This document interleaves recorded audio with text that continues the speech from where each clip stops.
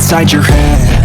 Daliknya puji kejernihan pikiran Marc Marquez lebih berharga daripada kecepatannya. Ada momen yang membuat bulu kuduk merinding di Motegi, Minggu 28 September 2025. Marc Marquez menangis di atas motornya di sektor terakhir lintasan. Tangisan itu bukan sekedar air mata kebahagiaan, melainkan pelepasan beban panjang setelah 6 tahun penantian, cedera berkepanjangan, hingga keraguan banyak pihak terhadap masa depannya. Ia resmi meraih gelar juara dunia ke-9, 7 diantaranya di kelas MotoGP. Namun, di balik kemenangan bersejarah itu, ada satu sosok yang melihat hal lebih dalam daripada sekedar catatan kecepatan. Gigi Daliknya, manajer umum Ducati. Sejak awal, Daliknya adalah pendukung paling vokal di balik perekrutan Marc Marquez untuk musim 2025.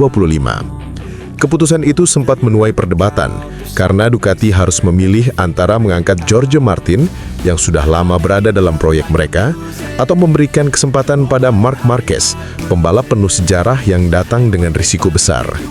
Pada akhirnya, pilihan jatuh pada Marc Marquez, dan di Motegi, keputusan itu terbukti jitu. Ketika Ducati mengurumkan Marc Marquez sebagai rekan setim Francesco Bagnaia, banyak pengamat menilai langkah itu lebih bernuansa politik ketimbang teknis. Martin dianggap lebih aman, lebih muda, dan sudah terbiasa dengan DNA Ducati. Namun, sejak seri pembuka di Thailand, semua keraguan mulai sirna. Marc Marquez tampil seakan bermain dengan para rivalnya, merebut 2 kemenangan beruntun. Dari sanalah kepercayaan diri Ducati terhadap proyek Marc Marquez semakin solid. Data juga berbicara. Ducati menganalisis performa Marc Marquez saat membela Gresini dengan motor Desmos edisi GP23 pada 2023. Walau hanya motor satelit dengan spesifikasi lama, ia mampu bersaing di barisan depan. Itu menjadi dasar keyakinan bahwa jika diberikan motor terbaru, Marc Marquez bisa tampil kompetitif. Target pribadinya sederhana, kembali bersaing, lalu merebut kursi di tim pabrikan. Dan musim ini, ia menyelesaikan seluruh misinya dengan tuntas. Namun bagi Daliknya, nilai terbesar Marc Marquez bukan semata kecepatan. Saya tidak punya kata sifat untuk menggambarkan Marc. Kejernihannya dalam memprogram langkah demi langkah untuk kembali menjadi juara dunia, sungguh luar biasa. Itu lebih pantas diberi selamat daripada cara dia mengendarai motor, ujar Daliknya kepada motorsport.com. Pernyataan itu menyiratkan bahwa Marquez bukan hanya petarung di lintasan, tetapi juga arsitek dari karirnya sendiri. Ia tahu kapan harus menahan ego, kapan harus mengambil risiko, dan bagaimana membangun momentum sepanjang musim. Dalam dunia MotoGP yang syarat teknologi dan strategi, mentalitas seperti inilah yang membedakan antara sekedar pembalap cepat dengan seorang legenda. Daliknya menambahkan, salah satu kualitas Marc Marquez yang paling dihargainya adalah kerendahan hati. Musim ini, kesalahan Marc Marquez bisa dihitung dengan jari, tetapi setiap kali itu terjadi, ia tidak segan untuk mengakui dan meminta maaf kepada tim.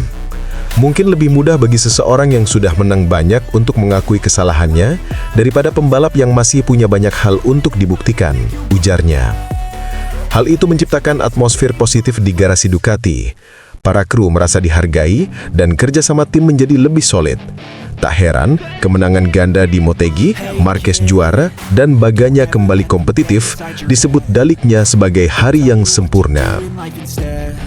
Selain euforia gelar Marc Marquez, Ducati juga merayakan kembalinya performa Francesco Bagnaia. Juara dunia 2 kali itu sempat tenggelam dalam kebingungan teknis. Motornya kehilangan sentuhan yang membuatnya dominan di 2023. Namun di Motegi, Bagnaia akhirnya menemukan kembali feeling itu setelah Ducati secara diam-diam mengadaptasi beberapa elemen dari GP23 ke GP25. Hasilnya instan. Bagnaia meraih pole position, menang di sprint, dan naik podium utama di balapan. Meski enggan membuka detail teknis, Daliknya mengakui bahwa proses panjang memang diperlukan. Untuk menemukan solusi, terkadang Anda harus melewati jalur berduri terlebih dahulu. Jika tidak melewati rute itu, Anda tidak akan tahu jalan keluarnya. Keberhasilan Marc Marquez dan kebangkitan Bagnaia di Motegi menjadi sinyal bahaya bagi seluruh pesaing Ducati. Bayangkan, tim merah kini memiliki 2 pembalap papan atas dengan momentum yang sama-sama menguntungkan. Marquez yang lapar gelar dan Bagnaia yang menemukan kembali kecepatannya. Kombinasi ini bisa menjadi duet paling mematikan sejak era Lorenzo Rossi atau bahkan Stoner Pedrosa. Jauh lebih, keputusan Daliknya untuk mengambil risiko pada Marc Marquez kini terbukti visioner. Ia tak hanya mendapat pembalap cepat, tetapi juga seorang pemimpin alami yang mampu mengangkat semangat seluruh tim. Seperti yang ia tekankan, kejernihan pikiran Marc Marquez dalam merancang jalan menuju kemenangan adalah kualitas langka yang hanya dimiliki segelintir olahragawan dalam sejarah. Air mata Marc Marquez di Motegi adalah simbol, bukan sekedar kemenangan, melainkan penegasan bahwa ia belum habis. Daliknya melihat lebih dari itu. Seorang juara yang tahu bagaimana menyusun jalan kembali ke puncak, bukan hanya dengan gas penuh, tetapi juga dengan otak yang jernih. Dan kini, MotoGP 2025 tercatat sebagai tahun kebangkitan salah satu legenda terbesar ini. Marc Marquez juara dunia 2025. Hormati Honda meski kini bersama Ducati. Bisakah seorang legenda yang sempat terpuruk, terlupakan, bahkan dianggap akan pensiun dini, kembali ke singgasana tertinggi? Pertanyaan itu akhirnya terjawab di sirkuit Motegi Jepang. Marc Marquez resmi menjadi juara dunia MotoGP 2025 bersama Ducati Lenovo, mengakhiri penantian panjang sejak gelar terakhirnya pada 2019. Namun yang membuat momen ini begitu istimewa bukan hanya soal angka di klasemen, melainkan adegan mengharukan usai balapan, saat Marc Marquez menghampiri kru lamanya di Honda, tim yang pernah membesarkan namanya. Bagi Marc Marquez, perjalanan menuju gelar ini bukan sekedar urusan balap. Ia melewati 6 tahun yang penuh luka, cedera patah lengan pada 2020, operasi berulang, kehilangan ritme dan performa Honda yang menurun drastis. Banyak yang meragukan apakah ia bisa kembali kompetitif, apalagi juara dunia. Namun keputusan pindah ke Ducati mengubah segalanya. Dengan motor yang dikenal paling kompetitif di grid, Marc Marquez menemukan kembali dirinya. Musim ini ia tampil luar biasa konsisten, hampir selalu finish di podium. Hingga seri Motegi, koleksi poinnya mencapai 541 poin, unggul 201 angka dari rival terdekat sekaligus adiknya sendiri, Alex Marquez, Gresini Racing. Di balapan Jepang, Marc Marquez tidak memaksakan kemenangan. Ia finish kedua di belakang rekan timnya, Francesco Bagnaia, yang tampil gemilang. Tetapi hasil itu sudah cukup untuk memastikan gelar juara dunia ke-9 dalam karirnya. Begitu balapan selesai, perayaan pun dimulai. Ducati merayakan gelar besar ini dengan euforia. Layar Giant menampilkan video perjalanan Marc Marquez sejak kecil hingga air matanya pecah. Namun momen paling menyentuh justru hadir saat Marc Marquez menghampiri garasi Honda. Satu persatu kru lamanya ia peluk, termasuk Alberto Puig, manajer Honda, dan Santi Hernandez, kru chief yang mendampinginya sejak debut di MotoGP. Gambar itu bagi potret sejarah, seorang juara dunia yang kini bersama tim rival tetapi tetap menaruh rasa hormat pada keluarga lamanya. Saya tidak akan pernah melupakan apa yang Honda berikan. Mereka yang membesarkan saya, mereka yang memberi saya 6 gelar dunia di MotoGP. Saya berterima kasih sepenuh hati meskipun kini saya juara bersama Ducati, ujar Marc Marquez penuh emosi. Honda pun juga merasa bangga melihat Marc Marquez kembali ke puncak, meski bukan lagi dengan motor mereka. Kemenangan ini tidak hanya soal menambah koleksi gelar. Bagi MotoGP, cerita Marc Marquez adalah simbol bagaimana mental juara sejati bisa bertahan melewati masa paling gelap. Statistik musim ini memang menegaskan keunggulannya, raihan podium terbanyak, sprint race yang hampir selalu dimenangkan, serta rekor poin fantastis. Tetapi di balik semua itu, ada faktor emosional yang membuat comeback ini disebut sebagai yang tersukses dalam sejarah MotoGP. Dari sisi teknis, Ducati jelas memberi keuntungan besar dengan motor Desmos edisi GP25 yang stabil, cepat dan adaptif. Namun tak semua pembalap bisa memaksimalkan motor tersebut. Marc Marquez menunjukkan kelebihannya, gaya agresif khasnya dipadukan dengan kecerdikan strategi. Ia tahu kapan harus menyerang, kapan harus bertahan, dan bagaimana mengelola resiko di tengah persaingan super ketat. Kemenangan Bagnaia di Motegi juga tak kalah penting. Setelah musim yang naik turun, ia kembali ke jalur kemenangan. Bos tim Ducati Lenovo, Davide Tardozzi, bahkan menyebut hari itu sebagai hari sempurna di Jepang karena keduanya sukses mengangkat nama tim. Keharmonisan ini penting mengingat Ducati pernah kesulitan menjaga stabilitas internal saat memiliki lebih dari satu pembalap kuat. Meski kini Ducati menikmati kejayaan, tidak bisa dipungkiri bahwa Honda adalah bagian terbesar dari kisah Marc Marquez. Selama lebih dari 1 dekade, Marc Marquez dan Honda menjadi ikon dominasi MotoGP. 6 gelar dunia, momen spektakuler, hingga pertarungan epik dengan rival seperti Rossi, Lorenzo dan Dovizioso lahir dari kerjasama itu. Kini meskipun Honda tengah berjuang bangkit, mereka tetap punya kebanggaan tersendiri. Pembalap yang mereka besarkan akhirnya bangkit lagi, membuktikan dirinya masih yang terbaik. Hubungan Marc Marquez Honda mungkin sudah berubah, tapi ikatan emosionalnya tidak pernah putus. Let them get inside your head. Joan Mir beri tanggapan soal manuver Marc Marquez di balapan sprint. Ada yang berbeda di sirkuit Twin Ring Motegi, Jepang. Bukan hanya dominasi Ducati yang kembali terlihat, tetapi juga penampilan mengejutkan dari Joan Mir bersama Honda. Setelah bertahun-tahun terpuruk bersama RC Tuan Trevi, Mir akhirnya menunjukkan tanda-tanda kebangkitan. Dan menariknya, ia melakukannya lewat duel seru melawan mantan rekan setimnya, Marc Marquez, sang juara dunia 8 kali yang kini mengendarai Desmosedici Ducati. Bagi banyak penonton, duel Mir versus Marquez di sprint Motegi adalah salah satu momen terbaik akhir pekan. Mir bertarung habis-habisan demi podium, dan meski akhirnya gagal, semangat serta kualitas balapnya kembali terlihat. Yang membuat semakin menarik, Mir justru menanggapi kekalahan itu dengan senyuman dan rasa optimis, bahkan bercanda bahwa ia ingin membalas dengan block pass di balapan utama. Balapan sprint ini awalnya berjalan cukup positif bagi Mir. Hasil kualifikasi yang luar biasa, start dari posisi kedua, tepat di antara dua Ducati pabrikan, memberi sinyal bahwa Honda datang ke Jepang dengan setup yang lebih kompetitif. Begitu lampu start padam, Mir sempat kehilangan kontak dengan Francesco Bagnaia dan Pedro Acosta. Namun, ia tetap solid di posisi 3. Di belakangnya, Marc Marquez terus menekan. Pembalap asal Cervera itu terlihat kesulitan menjaga racing line, beberapa kali melebar saat mencoba mencari celah. Mir tampil tenang, memotong kembali setiap kali Marquez menusuk di tikungan. Pertarungan keduanya berlangsung hampir setengah balapan, memancing sorakan penonton yang haus duel klasik ala MotoGP. Namun faktor ban belakang mulai jadi masalah. Mir mengaku sudah menguras habis grip sejak LEP pertengahan. Kondisi ini membuatnya rentan terhadap tekanan konstan dari Marquez. Dan benar saja, dengan 5 lap tersisa, Marquez melancarkan manuver khasnya di tikungan hairpin. Dengan agresif, ia mengerem lebih dalam dan menyodok ke sisi dalam. Kedua motor sempat keluar dari racing line, namun posisi podium ketiga berpindah ke tangan Marquez. Mir tidak protes sedikit pun. Ia justru memuji keberanian manuver tersebut. Itu sepenuhnya masih dalam batas wajar.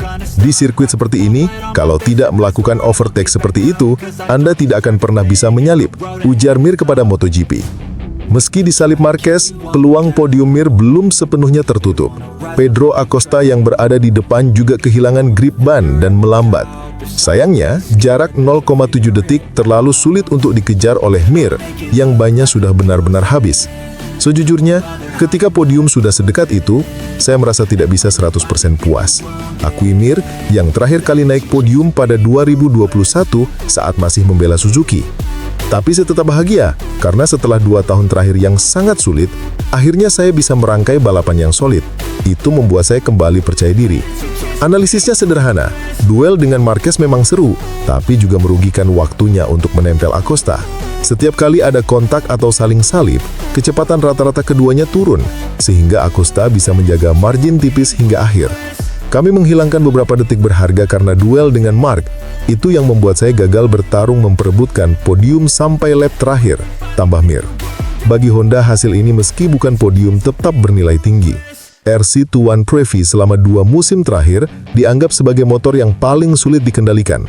Namun di Motegi, motor tersebut menunjukkan kemajuan signifikan, terutama pada akselerasi dan handling di sektor teknis. Fakta bahwa Mir bisa start dari barisan depan dan bertahan lama di posisi podium adalah bukti nyata.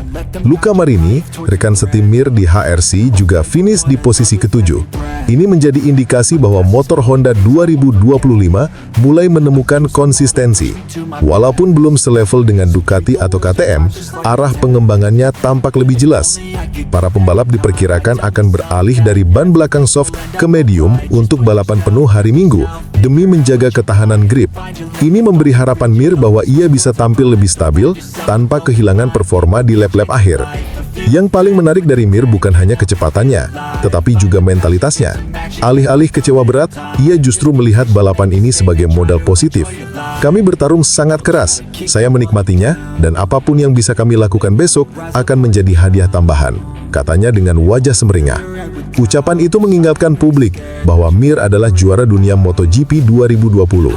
Meski masa-masa sulit di Honda membuat namanya meredup, kualitas balapnya tetap ada. Dengan performa seperti di Motegi, wajar bila banyak yang percaya Mir masih bisa kembali ke papan atas jika mendapat paket motor yang kompetitif. Sprint Motegi memberi kita tontonan klasik, duel dua mantan rekan setim, Joan Mir melawan Marc Marquez. Bagi Mir, meski podium kembali lepas, performa impresif ini adalah kebangkitan kecil yang sangat berarti. Honda mungkin masih jauh dari persaingan gelar, tetapi balapan ini membuktikan mereka sedang bergerak ke arah yang benar. Dan untuk penonton, mereka tentu sudah tidak sabar menanti balapan utama hari Minggu, sambil menunggu apakah Joan Mir benar-benar bisa menepati janjinya melakukan block pass balasan ke Marc Marquez. Let them get inside your head. Marc Marquez bidik gelar dunia di Motegi. Dengan sempurna, Rigamonti sudah mencium strateginya. MotoGP selalu menghadirkan drama tersendiri ketika musim mendekati klimaks. Kali ini, sorotan tertuju pada Marc Marquez yang berpeluang mengunci gelar juara dunia ke-9-nya di Twin Ring Motegi Jepang. Namun menariknya, Marquez justru terlihat tidak terlalu memaksakan diri untuk tampil tercepat di sesi free practice maupun practice due. Ada sesuatu yang lebih besar yang ia kejar, dan kepala krunya, Marco Rigamonti, sudah lebih dulu menduga arah strateginya. Dalam beberapa seri terakhir, publik sudah terbiasa melihat Marquez tampil begitu dominan bersama Desmose Dici GP25 milik Ducati. Aksinya selalu menekan sejak sesi latihan, memastikan dirinya berada di puncak timesheet, lalu mengulanginya di sesi kualifikasi maupun balapan. Namun, di Motegi kali ini ada nuansa berbeda. Marquez tampil konsisten, tapi tidak memaksa.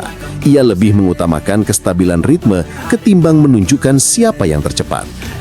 Menurut Rigamonti, itu adalah tanda bahwa sang pembalap Spanyol memang menyiapkan strategi khusus. Marc tahu percis apa yang ia butuhkan di akhir pekan ini. Bukan sekedar menjadi yang tercepat di sesi latihan, tetapi memastikan kondisi motor dan dirinya tetap aman untuk balapan utama. Itu yang terpenting, ungkap sang kru chief.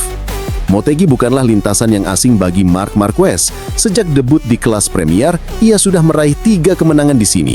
Namun yang lebih spesial, 3 kali pula ia mengunci gelar juara dunia di Jepang ketika masih membela Repsol Honda. Hal itu membuat Motegi punya makna emosional yang berbeda baginya. Kini, bersama Ducati, peluang untuk menambah sejarah emas terbuka lebar. Jika berhasil mengunci gelar di Motegi, maka Marquez seakan menegaskan bahwa Jepang adalah tanah keberuntungan dalam perjalanan karirnya. Tak hanya bagi dirinya, tetapi juga menjadi simbol transformasi dari era Honda menuju babak baru bersama Ducati. Secara teknis, gaya balap Marquez di Motegi memperlihatkan perubahan. Alih-alih menekan habis sejak awal, ia menjaga ritme dengan cermat.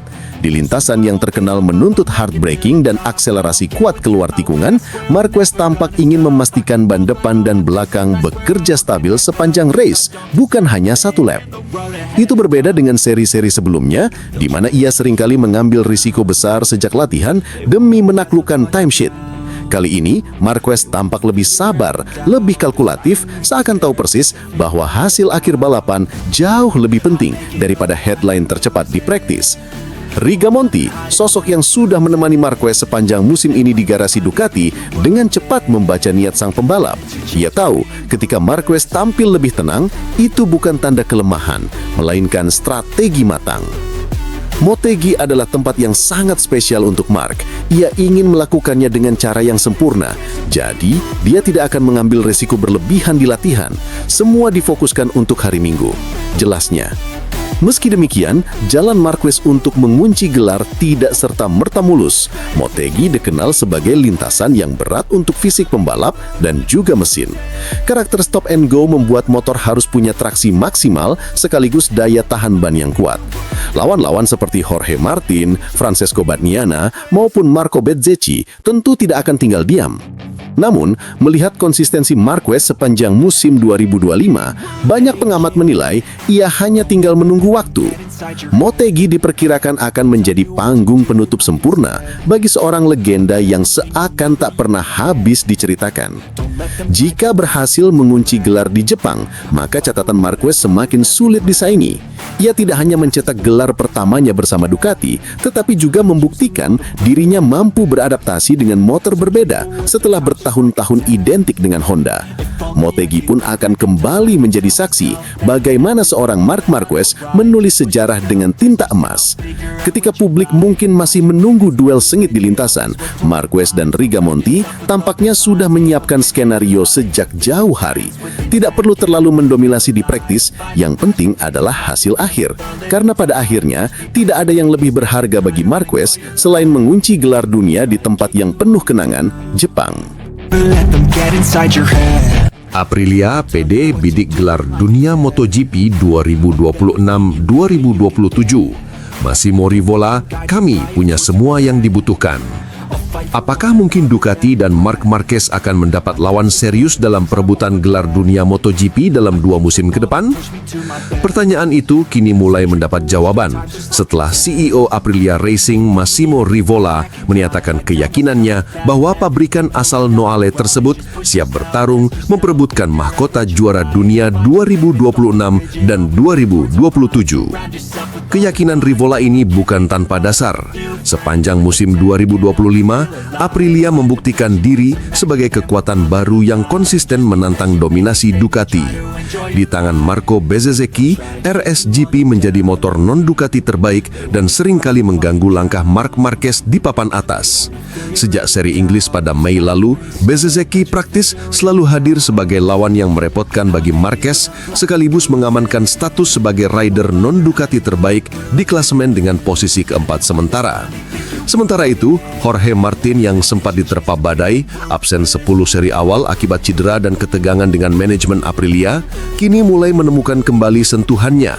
Meski belum meraih podium, juara dunia bertahan tersebut semakin nyaman mengendarai RSGP dan mulai merangkak ke persaingan 7 besar. Banyak pengamat meyakini musim 2026 akan menjadi titik balik Martin untuk kembali ke level tertinggi, terutama dengan semakin solidnya kolaborasi dengan tim teknis Aprilia. Dalam wawancara dengan Motosprint, Kamis 18 September 2025, Rivola menegaskan target Aprilia bukan lagi sekedar menjadi best of the rest, melainkan benar-benar membidik gelar dunia. Bahkan sebelum 2027, saya percaya target Aprilia untuk 2026 adalah membidik gelar dunia, karena kami punya semua yang dibutuhkan untuk mewujudkannya. Terlepas dari para rival kami seperti Marquez yang sangat kuat dan sulit dikalahkan, persaingan jelas berada di level yang sangat tinggi. Pernyataan ini mencerminkan perubahan besar dalam mentalitas Aprilia. Jika beberapa tahun lalu tim ini hanya dianggap pelengkap grid, kini mereka sudah punya paket komplit, pembalap kompetitif, motor yang terus berkembang, dan organisasi teknis yang semakin matang. Transformasi Aprilia bermula dari keberanian mereka melakukan pendekatan berbeda dalam pengembangan motor. RSGP dikenal sebagai motor dengan karakteristik sasis yang unik, aerodinamika yang canggih, dan akselerasi yang makin mendekati level Ducati. Musim 2025 menjadi bukti bahwa proyek jangka panjang Aprilia mulai membuahkan hasil. Bezzecchi dengan gaya membalap agresif namun cerdas berhasil mengekstrak potensi penuh motor tersebut. Sementara Martin, meski adaptasinya lebih lambat, menunjukkan tren positif di paruh kedua musim. Kombinasi keduanya memberi Aprilia keseimbangan. Bezzecchi sebagai ujung tombak perebut podium dan Martin sebagai aset strategis jangka menengah. Satu poin penting juga yang disoroti Rivola adalah kesiapan Aprilia menghadapi regulasi baru MotoGP pada 2027, di mana kapasitas mesin akan turun dari 1000 cc ke 850 cc.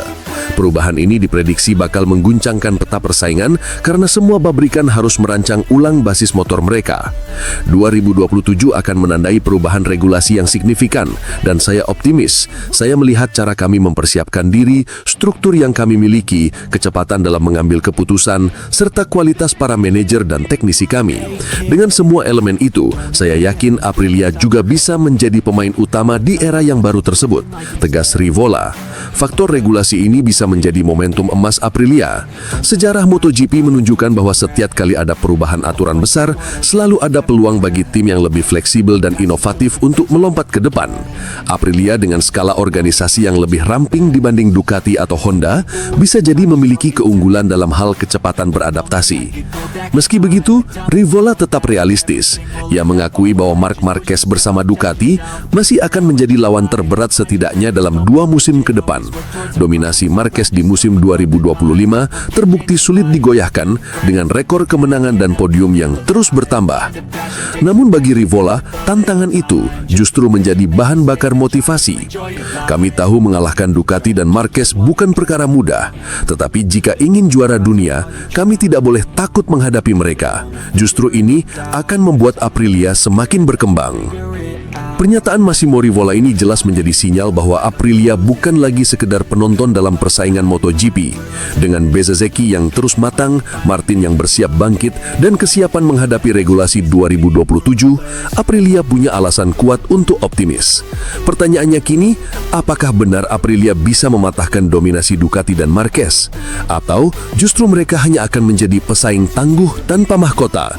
Musim 2026 akan menjadi jawaban, dan dunia MotoGP tentu tak sabar menantikan bagaimana cerita besar ini akan terungkap. Let them get inside your head.